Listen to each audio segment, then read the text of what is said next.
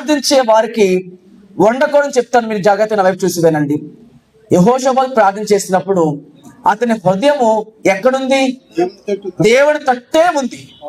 ప్రార్థించే వారి హృదయం ఎక్కడ ఉండాలి? దేవుడి వైపు ఉండాలి. హల్లెలూయా, హల్లెలూయా. ఎందుకంటే దేవుడు చూసేది ఏమిటి? హృదయాన్ని చూస్తున్నాడా, మనిషిని చూస్తున్నాడా? ఒక మాట చెప్తా వినండి. మీరు మోకరించి గంటల కొద్ది ప్రార్థించిన, కన్నీళ్ళే కార్చిన, మీ హృదయము ఆయన వైపు లేకపోతే, గట్టిగా ప్రార్థించినాను, కన్నీళ్ళే విడిచినాను, పెదాలతో ప్రార్థించినాను, దేవుడు ఏం చేయలేరు? ఆలకించారు. కారణం ఏంటి? హృదయం బాగుంటేనే దేవుడు వింటాడు. హల్లెలూయా చెప్పండి బిగ్గరగా. హృదయం సరిగా లేకపోతే, అన్న పెదాలతో ప్రార్థిస్తూ ఉంది, పైకి మాట వినబడట్లేదు, మౌనముగా ప్రార్థిస్తూ ఉంది. ఏలి ఏమన్నారు? ఆమె నోరు కనిపెట్టి, అమ్మా మత్తురాలుగా ఉన్నావా అని అడిగాడు. ద్రాక్షరసం తీసుకున్నావా అని గద్దించాడు. అప్పుడు ఆమె ఏమంది? అయ్యా, నా మనోవేదన, నా మనో దుఃఖం ఎవరు చెప్పుకుంటున్నాను? నేను దేవుడికి చెప్పుకుంటున్నాను. నా ఆత్మ దేవుని సన్నిధిలో కుమ్మరించుచున్నాను అని ఆమె జవాబు ఇవ్వగలిగింది. అంటే ప్రార్థన అంటే ఏంటి? మీ హృదయాన్ని, మీ మనసు ఎక్కడ ఉండాలి? దేవుని సన్నిధిలో మీరు కుమ్మరించగలిగితేనే దేవుడిని ప్రార్థన జవాబిస్తాడు. హల్లెలూయా చెప్పండి ఇక్కడగా. హల్లెలూయా.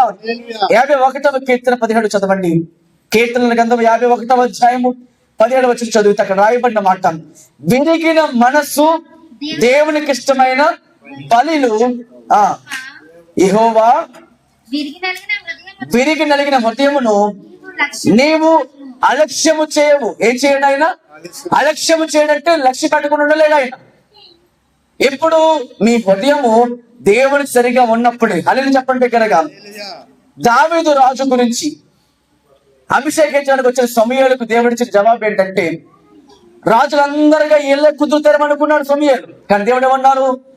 మనిషిని లక్ష్య పెట్టవాడు దేవుడు లక్ష్య పెట్టడు. మనుషులు పైరూపం చూస్తారు కానీ దేవుడు హృదయాన్ని చూస్తాడు. ఈ మాట అందరూ కూడా పట్టుకోండి. ప్రార్థించే వారు హృదయం ఎలా ఉండాలి? దేవునికి సమీపంగా ఉండాలి. హృదయం ఏముండకూడదు? కుళ్ళు ఉండకూడదు, అసూయ ఉండకూడదు, ద్వేషం ఉండకూడదు. పక్కవారు బాగులు పడుతున్నారంటే వారు నేను గుణవనీయకుండకూడదు. అలా ఉందంటే అర్థం ఏంటి? నీ హృదయం సరిగా లేదు. గారడి సీమోను గురించి పేతురు గారు ఏమన్నారు? నీ హృదయం దేవుడి సరిగా లేదు కాబట్టి ఈ చెడుతనం మానుకొని మారుమని పొందితే దేవుడిని ఎడల కృప చూపించి క్షమించవచ్చునేమో అన్నాడు. హల్లెలూయా. దుష్ట హృదయం ఇది. హృదయం అన్నిటికంటే మోసకరమైంది, అది ఘోరమైన వ్యాధి కలిగింది. మన ప్రార్థన అంగీకరించబడడానికి కారణం, అంగీకరించబడకపోవడం గల కారణం ఏంటి? ఎంతో ప్రార్థిస్తున్నావు కానీ హృదయమో అది సరిగా లేదేమో. జవాబు రావాలంటే ప్రార్థనకి నీ హృదయం సరిగా ఉండాలి. యెహోషాపాతు తన హృదయాన్ని దేవుని సన్నిధిలో పెట్టుకున్నాడు.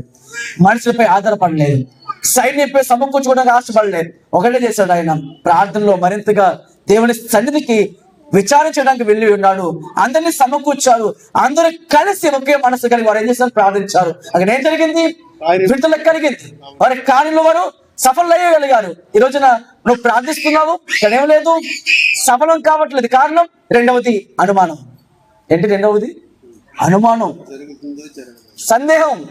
ఇది అవుతుందో అవదో, నేను ఈ గృహం కట్టగలనా కట్టలేనా, నేను ఈ పని చేయగలనా చేయలేను, ఎగ్జామ్ రాయలేనా, ఈ నెగిటివ్ థింగ్ వెళ్ళిపోతూ ఉంటాం. మనం చేయలేమనుకుంటాం.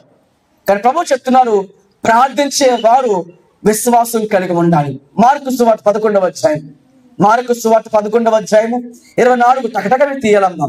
నేను చెప్పుకుంటూ వెళ్ళిపోతున్నాను. అందుచేత మీరు ప్రార్థన చేయనప్పుడల్లాను ఏమన్నాడు ఆయన? మార్కు సువార్త 11వ అధ్యాయం 24 చదవండి. అంతసేపా? అందుచేత ప్రార్థన చేయనప్పుడు మీరు అడుగుచున్న వాటన్లను పొంది ఉన్నామని నమ్మండి. అందరికి ఎక్కడ స్తోత్రం చెబుతుందా? ప్రార్థన చేస్తే మీరు ఏం చేయాలి? నమ్మి ప్రార్థన చేయాలా, ప్రార్థించి నమ్మాలా? చాలా మంది ఏం చేస్తారు? ప్రార్థన చేసిన తర్వాత అది జరిగితే అప్పుడు నమ్ముతారు. అది విశ్వాసమా? విశ్వాసం కాదా? అది విశ్వాసమే కాదు. మరి ఏం చెప్పినాడు దేవుడు? అందుచేత ప్రార్థన చేయనప్పుడల్లను మీరు నమ్మి ప్రార్థన చేయండి.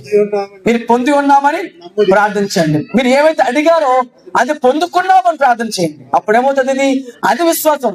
చూచి నమ్మిన వాటి కంటే చూడక నమ్మితేనే అదే విశ్వాసం.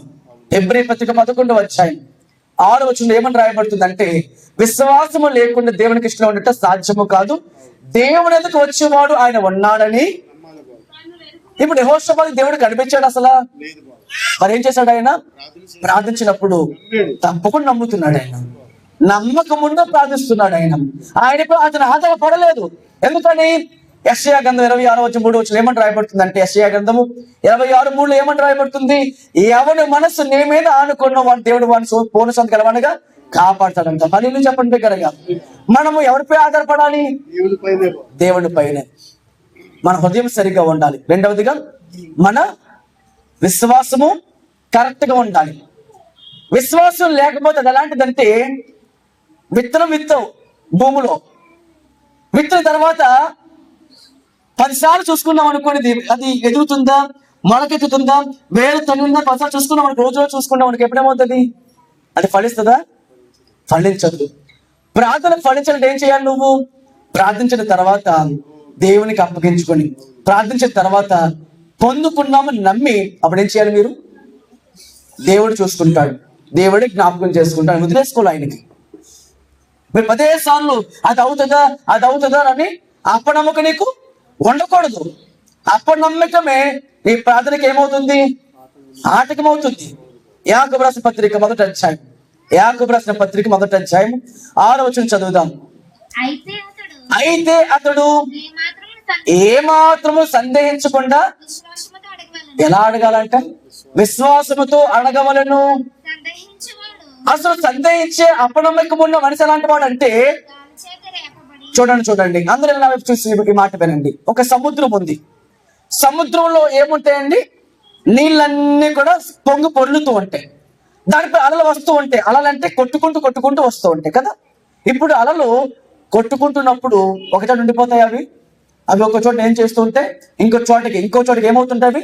స్థానం మార్చుకుంటూ స్థిరత్వం లేకుండా వెళ్ళిపోతూ ఉంటాయి.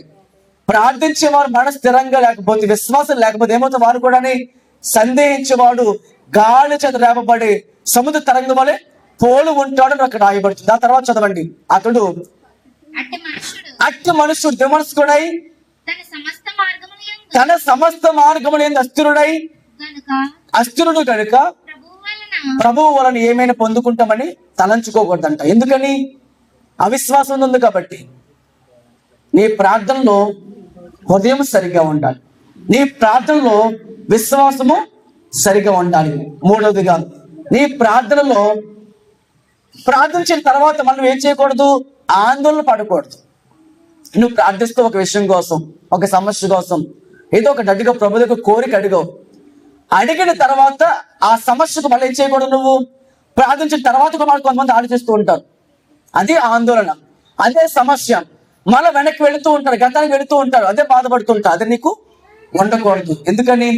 ప్రార్థించే వ్యక్తికి దేవుడిచ్చిన జవాబు పొందుకున్నప్పుడు అతనికి ధైర్యం ఉంటుందా, భయం ఉంటుందా? ధైర్యమే. భయం ఇంకా ఉండదు, అపనమ్మకం ఇంకా ఉండదు. ఇప్పుడు ఏ సమస్య అయినా సరే ఏం చేయగలుగుతాం మనము?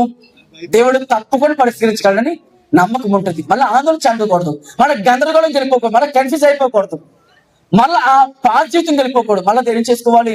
దేవుని గణపరుచుకుంటూ కృతజ్ఞత కలిగి మనం ముందుకెళ్తూ ఉండాలి. యెహోషాపాతు ఎన్ని విషయాలకు దేవుని దగ్గర ఎప్పుడైతే పెట్టి ఉన్నాడో, ప్రార్థించి ఉన్నాడో, గణపరిచి ఉన్నాడో, దేవుడు యుద్ధము చేయక్కర్లేకుండా దేవుడు తన సహాయం అందించి ఉన్నాడు. అని చెప్పండి బిగ్గరగా హల్లెలూయా. యుద్ధమే చేయక్కర్లేకుండా సమాజం సమకూర్చాడు, ఉపవాస ప్రార్థన చేయించాడు. అందరూ కలిసి ప్రార్థన చేసిన తర్వాత ఏమైందంటే, ప్రభువు ఆత్మ పరిశుద్ధాత్మ ఒక మనిషి మీదకి వచ్చి ప్రవచించడం మొదలు పెట్టారు. చూడండి ఆ మాట. 2వ దినవృత్తాంతం గ్రంథము 20వ అధ్యాయము 2వ దినవృత్తాంతం గ్రంథము 20వ అధ్యాయము 15 చదువుదామా? 14 చదువుదాం. అప్పుడు ఎప్పుడైతే వాళ్ళందరూ కలిసి ప్రార్థన చేసిన తర్వాత, అప్పుడు మత్తన్యాకు పుట్టిన యెహోయేలు కుమారుడైన బెనయాకు జననమైన జకర్యా కుమారుడు ఆసాపు సంతతి వాడును లేవీయుడైన యెజీయేలు సమాజంలో ఉండెను.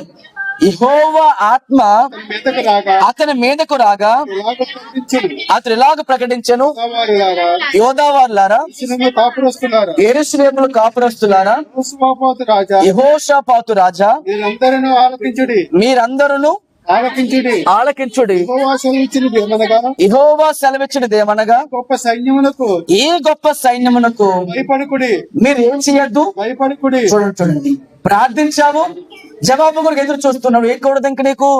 భయపడకుడి, జడియకుడి. ఈ యుద్ధం మీరు కాదు, ఈ యుద్ధం మీరు కాదు, దేవుడే జరిగిస్తారు. సౌత్యం చెప్పండి బిగ్గరగా అందరూ కూడా. ఎవరు జరిగిస్తారు యుద్ధం అని? యుద్ధం ఎవరిది? పాడిన అందరు గట్టిగా, యుద్ధము